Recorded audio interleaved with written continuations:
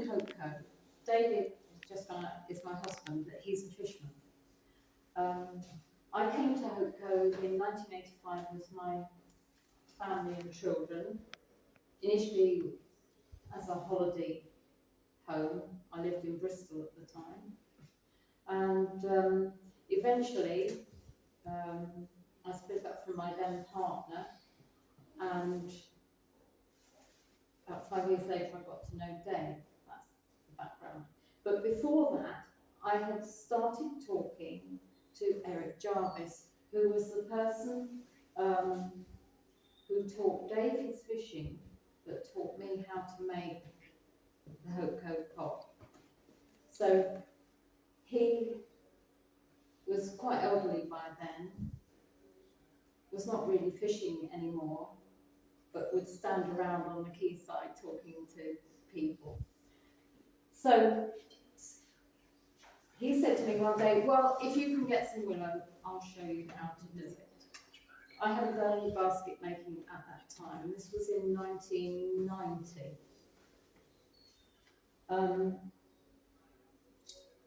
David was still fishing out of the cove with 2 or 3 other men who had their own boats in the cove. So they used to land their catch on the beach in Hope Cove, and it was taken away by the wholesaler from the beach. Since then, they've got a bigger boat and now fishes out of Saltburn, but still fishes the same area off of Victory Bay. He himself hadn't learned how to make a Withy pot because he was in that transition when he learned from Eric that he was describing of using the in-between size pot and then going on to the plastic. So I was very curious to find out how to do this. Eric showed me how to do it. I started to try and make them, but I wasn't very good. He then died in 1992, and I hadn't really perfected the bottom of them. So I went to B-Sands, where there were fishers who still knew how to make them. I think it was Tom Crocker who taught me at the time to get the bottom right, because he said I wasn't doing it the right way. So the base I put on my pot, I call it South Devon pot, is the same as the B-Sands base. Then over time I carried on making them. Dave and I got married in 1996, and I was starting to teach back in primary school, because that was I was a primary school by training teacher. So I was teaching in primary school, and anything else we could do to earn money, that was good. So I was making a lot of pots. One year I made 120. So I really got into it, and I thought, well, you begin to get aware of what all the different variations are. You begin to hear about other makers, of which there weren't many. I joined the Basket Makers Association, heard about people like Nigel Legg. I went down to Porthleven and met Tom Chambers' father, George Chambers. So the thing sort of built on itself, and you begin to understand the different varieties of pots. So round about that time, I got together with Hilary Burns, who was here earlier, and there was an opportunity to have our own willow bed. So we set up a willow bed in Kingston, which is not all that close actually, about 10 miles away from us. It was quite a big bed. I grew a lot of willow with her. It was all sorts of shapes of willow. We planted a lot of black mall, which is called Triandra, Salix Triandra. We had some Vinimalis, which is the basic native willow, and we grew various other varieties like Green Dix. She used it for her baskets, I used it for mine, but there was a lot of big stuff, So I went on a course to learn hurdles, which was the first course I did with the Basket Makers Association. We used up all the big stuff in hurdles, but really I like making the pots better. And I found other people were interested in the pots because where I live is about 100 yards from the beach, so there's always tourists, and I don't have any trouble selling pots to tourists. The little ones are very popular because they can carry them away. They can't usually find room in their cars for a big pot. So, I get people asking, can I have one for fishing with? So then I make sure, if possible, that I use naturally grown willow because it's more robust. So you notice the Cornish pot, it looks pretty robust, and some of the others. These pots are all mine here, but they're mostly made with Somerset willow from Musgroves, or kilts I've used as well in the past. Beautiful willow, but because it's grown for basket makers, it's quite slender, and you don't get that thickness where you want it, which is in the upright bit of the pot. The tools that we used, and Eric showed me one he had. I then went on and found there were a load more left lying around in the lifeboat shed. A friend of ours bought the lifeboat shed, and it was full of net and old cork, loads of these things. So the tools are very simple. It's all over it. A block of wood with holes in. All sorts of shapes. So that one would have just made one size funnel. You have different size funnels depending what you're trying to catch.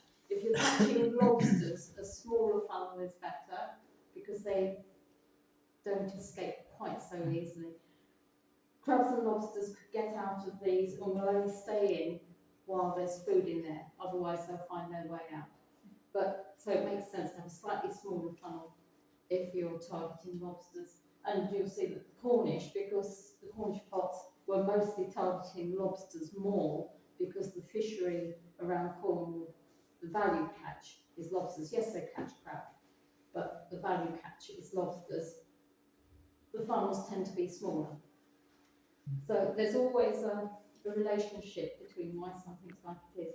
This one is huge. So this one would have been used for a store pot. So in the old photos of the cove, there's one at the top there of a saltwater fisherman with an enormous pot, and there's 5 children squeezed inside it. This wasn't a punishment, then. And that would have been used as a store pot to keep the catch in for probably up to a week before a wholesaler came to take the catch away. And it often had a little wooden lid or sometimes a woven willow lid. But the B-Sands store pots, there's some quite good pictures around, I think actually, isn't there, of B-Sands. You've done a project on B-Sands with all the different shapes and sizes of pots.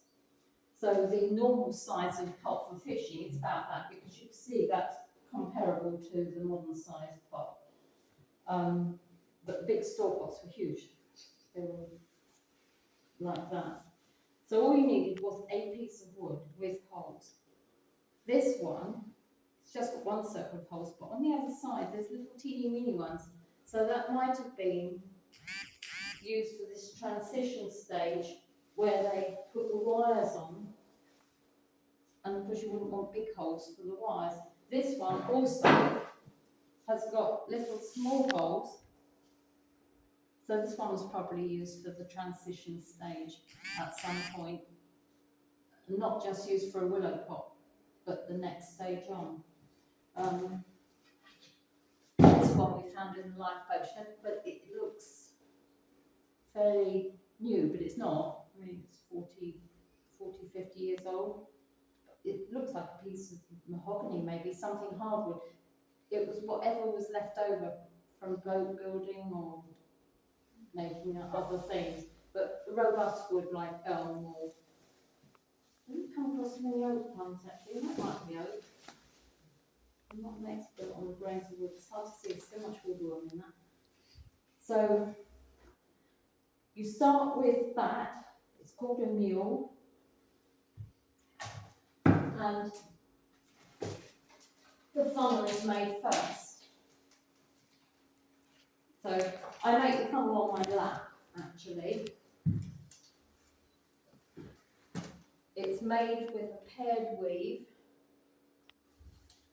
You need to set in the uprights in your chosen width of hole. There's two on this, so I pick the bigger one. And you set in the first 2, 4, 6, 8, 10, 11 in this. They vary. Sometimes mules have more, 12 or 13. This one's got 11. So the first 11 go in, they need to be robust because they go all the way through. There's nothing wasted in the South Devon pot because that will come round and go into the base. The whole lot is used, nothing is cut off. And then pairs of weavers go in and start making the weave. So I'll show you that. So you pick a pair that are more or less the same. I'll do a bit skinny but long. And you put them in at the bottom and do what's known as paired weaving basket making term, but I don't know what the fishermen called it. I've had several conversations with people today. It's worth finding out the dialectical words that you use for the making and the pots before it all disappears. You know about this, don't you? Because the bee sounds, the fishers over there have got all sorts of words. And I noticed it was Tom Chambers I came up last Friday to see him, and he was using words that we don't use. So I think that's a project worth doing. Definitely. So one rod goes in, the next rod goes in, and then it's quite a simple piece, this. In bee sands, people often made as a group, and there would be several people sitting making pots together. Maybe one person specialised in funnels, or another person was particularly good at the bottoms. In Hope Cove, people made their own pots. All the photos I've found, all the archived pictures, are people by themselves, not making as a group.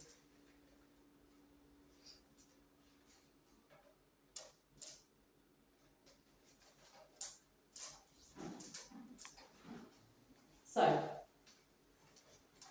because willow is thicker at one end than the other, and actually it has a bit of a curve on it, which you try and utilise. You don't start in the same place all the time. You work your way around, so each new pair of rods goes in the next set of holes, because then the thickness, the depth here, stays even all the way round. Eventually, when you've woven the funnel, which is quite quick, half the problem with making anything is the preparation of all the materials. So ideally, you get all your rods ready and cut them all and trim them all up. The next stage is to put 2 more in, one each side of every one of these, and it goes on there. So I'll show you how that works. And the Cornish is the same. If you could keep an eye on this little film, it's very good. It goes on there, and then these, I won't do it now because I've got to kink them. These have got to be kinked. South Devon pots are kinked, Cornish ones curve over like that. And they're tied in with these bits of string here. The Cornish ones had various methods. Some had chains and strings, some had little circles and other gadgets, but the principle is the same. It's curved round to make the shape, and that's what gives you the shape. And then the next stage from there is it's still a paired weave that carries on round and round and round and round to make what we call ringing. So again, Tom Chambers called it something else. We call it this ringing. But it's a paired weave or fitching with a bundle. But I don't think the fishermen called it that. They called it ringing. So they went round and round and round till you get to the bottom. And then the B Sands pots and South Devon pots had this bit of whaling, which again is a basketball term, but Eric called it a chine. So that's why it's called chine, I don't know, but that's what it was called. Chine, this bit on the edge. But the way it's made is a 4-rod whale behind 2 and in front of 5 that goes in, that makes that edge.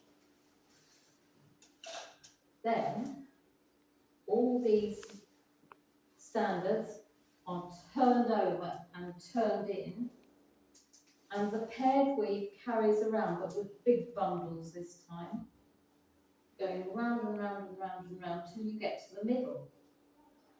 Then the ends are plaited off and woven away. This top principally is similar, but the ends aren't woven away, and all the Cornish pots seem to have this in common, that they cut off their long bits at the middle and shove a stake through. David French's pot is completely different. That's East Devon, and his, which comes up in the film somewhere, when he turns over, he starts from the middle and comes out to the edge. Completely different. So what it's like further along the coast Dorset way, I don't know. Because I thought Isle of Wight pots are a bit similar to this actually. So there's all these little variations which are interesting when you get into it, but you don't necessarily notice straight away because principally the thing works the same way.